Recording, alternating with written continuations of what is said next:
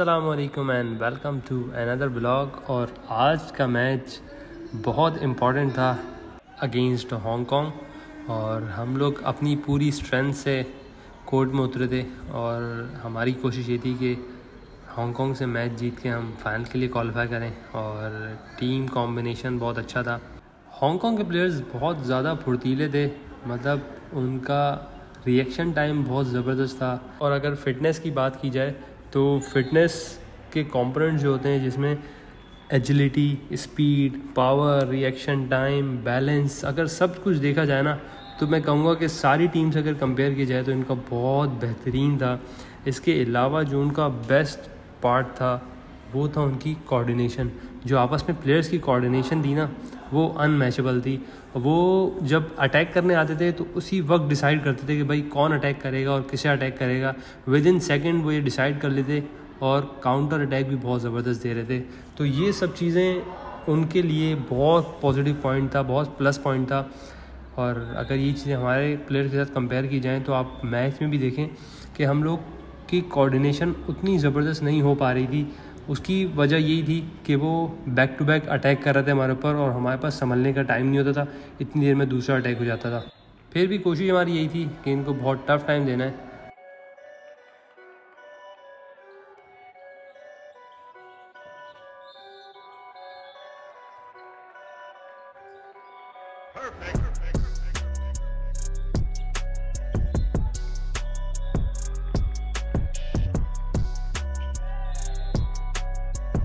और फिर first set में उनके 4 प्लेयर्स थे और हमारा लास्ट प्लेयर बाकी था।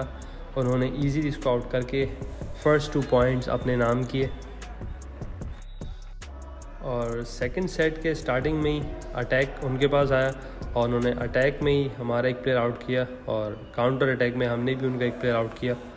और इस तरह से मैच का अच्छा आगाज़ हुआ सेकंड सेट का। और उनका रिएक्शन टाइम और एजिलिटी इतनी बेहतरीन थी कि वो अपनी बॉडी पे बॉल लगने नहीं देते थे इतनी आसानी से।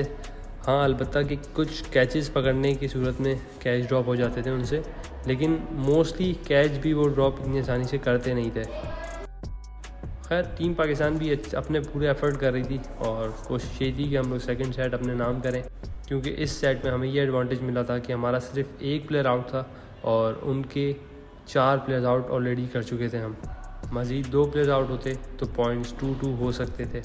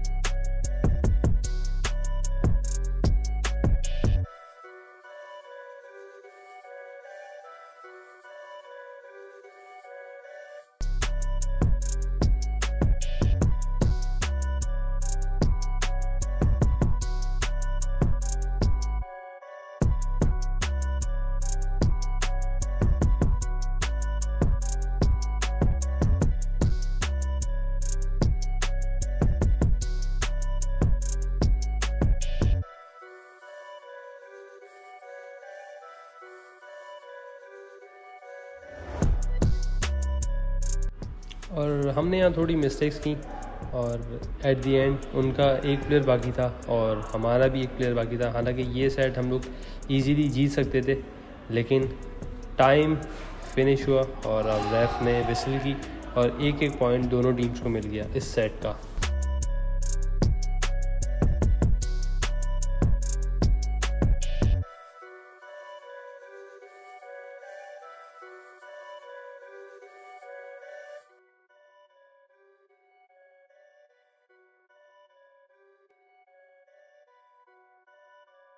और फिर हमारा मेन प्लेयर उस्मान, जो कि थ्रू आउट द टूर्नामेंट सबसे बेहतरीन परफॉर्मेंस दे रहा था, वो इंजर्ड हो गया और नी इंजरी हुई जो कि बहुत पेनफुल थी उसके लिए।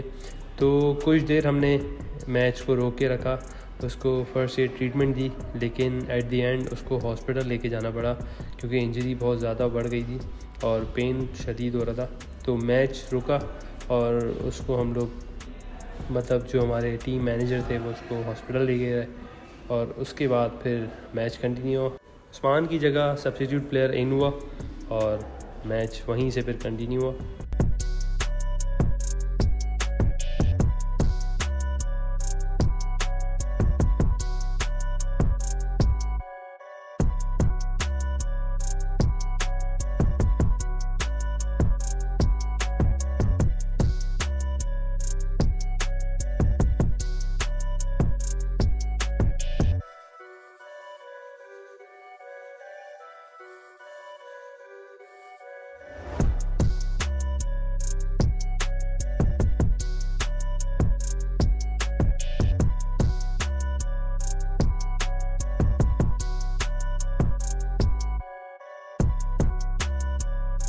और रेफ की विसल के साथ फ़र्स्ट हाफ़ ख़त्म हुआ और स्कोर था हांगकांग 5 एंड पाकिस्तान 1।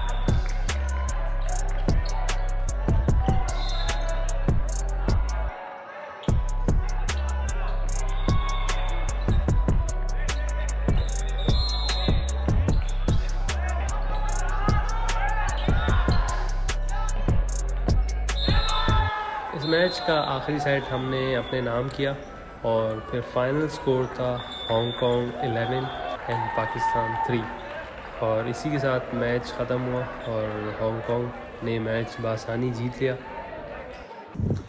वैसे खुशी तो बहुत थी कि हम लोग पाकिस्तान को रिप्रेजेंट कर रहे हैं इतने बड़े इवेंट के अंदर जिसमें 8 ममालिक की टीमें हिस्सा ले रही हैं, लेकिन अफसोस भी बहुत था कि हम लोग इस कंपटीशन में कोई कामयाबी हासिल नहीं कर सके कि 2 इवेंट्स के हम सेमीफाइनल राउंड तक पहुंचे थे, लेकिन अनफॉर्चुनेटली सेमीफाइनल हार गए। और इस दफ़ा हम लोग कोई मेडल यहाँ से नहीं जीत सके, और जिस बात का काफ़ी अफसोस है सारे प्लेयर्स को, क्योंकि मेहनत बहुत की थी। तकरीबन समझे 90% जो हमारे प्लेयर्स हैं वो इंजर्ड हैं अभी, क्योंकि ये गेम इतना इंटेंस है कि इसमें आपकी पूरी जान लग जाती है। सबसे पहली बात ये कि इतना मेगा इवेंट करवा रहे हैं और उसमें इतने सारे कंपटीशन हैं। एक दिन के अंदर इन्होंने 75 मैचेस करवाए हैं, जिसमें हर टीम के 6-6 मैचेस थे। और डॉज बॉल जैसा इंटेंस गेम जिसमें 15 मिनट जो होते हैं ना, वो समझे आपके पास 1 सेकंड भी ऐसा नहीं होता जिसमें आपको रिलैक्सेशन मिले। बैक टू बैक आपके सेट चल रहे होते हैं और 15 मिनट जो है ना, वो आपको ऐसा लगता है कि आपने 1 घंटे का मैच खेला है। और उसमें प्लेयर्स इंजर्ड भी होते हैं और कंसेक्यूटिव 6 मैचेस खेलना बहुत मुश्किल है एक प्लेयर के लिए। तो इन्होंने या तो ऑर्गेनाइज अच्छा नहीं किया, यहाँ पे सारे प्लेयर्स जो है ना, समझे मेरे हिसाब से 70 to 80% प्लेयर्स इंजर्ड हैं। और किसी की शोल्डर इंजरी हुई हुई है, किसी की एल्बो इंजरी हुई हुई है, एल्बो मसल, क्योंकि इसमें आपकी पूरी शोल्डर की जान लगती है, एल्बो की जान लगती है। तो बहुत से प्लेयर्स इंजर्ड है, फिंगर्स इंजरी है, लेग इंजरी है, क्योंकि इसमें ट्विस्ट हो जाता है पाँव। तो बहुत सारी इंजरीज़ का शिकार हुए प्लेयर्स। इन्होंने बैक टू बैक मैचेस रखे हुए हैं। हमारा स्केड्यूल ऐसा था कि हम सुबह 11 बजे ब्रेकफास्ट करके जो यहाँ पे ग्राउंड में आते थे, तो रात के 11:30 बजे हम लोग अपने होटल में वापस जा रहे हैं। तो आप खुद अंदाज़ा लगा लें कि 12 घंटे आप किसी स्टेडियम में बैठे हों और ना आपसे खाने के लिए पूछा जा रहा हो, और सिर्फ पानी की फैसिलिटी है यहाँ पे, और उसके अलावा कोई फैसिलिटी नहीं है। सिर्फ खाना जो है वो आप अपना अरेंज करना है यहाँ पे, और यहाँ पे कोई ऐसी फैसिलिटी नहीं है कि भाई यहाँ पे खाना आपको पैसों का भी मिल जाए। तो दूर दूर तक कोई फूड स्टॉल्स वगैरह नहीं है। सिर्फ एक यहाँ पे फूड स्टॉल लगा होता है बाहर, जो कि सिर्फ शॉर्मा दे रहा है, और वो शॉर्मा की क्वांटिटी भी कम है, तो उससे कुछ नहीं हो सकता प्लेयर का। तो हम कोशिश ये करते हैं कि वहाँ से लेके, हम पहले दूसरे दिन तो कुछ अंदाज़ा नहीं था कि भाई यहाँ पे फैसिलिटी होगी या नहीं होगी, तो हम लोग लेके भी कुछ नहीं आए थे। तो समझे आपने 12 घंटे बग़ैर कुछ खाए गुजारे, और उसमें हमने 6 मैचेस खेले। तो हर प्लेयर की जान वैसे ही निकल गई थी, और पूरा टूर्नामेंट आज ख़त्म हुआ है। और समझें हमारे सारे प्लेयर्स ही इंजर्ड हैं, इंक्लूडिंग मी। मेरे हाथ पे भी लगी बॉल और शोल्डर में काफ़ी पेन है। अगर मुझे ये बोला जाए कि भाई अभी 2 मैचेस और बाकी हैं, तो मैं बिल्कुल भी नहीं खेल सकता, क्योंकि इन्होंने पूरा निचोड़ लिया हमें। 12 घंटे समझे 4 दिन हमने खेला है। और डॉज बॉल कभी मौका मिले आपको खेलने का तो आप ज़रूर खेलिएगा, और खेल के आप मुझे बताइएगा कि डॉज बॉल कितना इंटेंस गेम है। आपकी पूरी जिस्म की जान निकल जाती है उसमें। और अगला टूर्नामेंट जब भी होगा इंशाल्लाह हम पूरी तैयारी से आएंगे। ये हमारा पहला इंटरनेशनल टूर्नामेंट था डॉज बॉल का, जो कि काफ़ी इंटेंस था। हमने जो वर्ल्ड की बेस्ट टीम्स हैं उनसे बहुत अच्छी फ़ाइट की, जो कि हमारे लिए बहुत फ़ख्र की बात है। और मलेशिया, ऑस्ट्रेलिया, हांगकॉन्ग जैसी टीम्स के मैचेस हम लोग यूट्यूब पे ही देखते थे, और वाकई में उसमें नज़र आता था कि भाई हमारा उनसे कंपैरिजन नहीं बनता है। जिस हिसाब से हम लोग ट्रेनिंग कर रहे हैं, जिस हिसाब से हमारा गेम था, तो उस हिसाब से हमें लगता था कि हमारा कोई कंपटीशन नहीं होगा, हम लोग नील से ना हार जाएं। तो वो डर निकला है हमारा इस कंपटीशन में आके। बहुत सारी चीज़ें हमने सीखी हैं यहाँ पे, ट्रेनिंग किस तरह से करनी है, क्या डाइट लेनी है, और क्या तैयारी करके आनी है, किस तरह से। तकरीबन कम से कम भी जो है वो 20 से 25 दिन का कैंप लगना चाहिए। कोई भी इंटरनेशनल टूर्नामेंट खेलने जाएँ तो कम से कम 20 से 25 दिन का कैंप लगे, जिसमें सारे प्लेयर्स गैदर हों और उनकी कॉम्बिनेशन बने, उनकी कोऑर्डिनेशन हो। तो वो चीज़ें जब सेट हो जाएंगी ना इंशाल्लाह, तो फिर उम्मीद है कि हम लोग भी कोई मेडल यहाँ से जीत के जाएंगे इंशाल्लाह।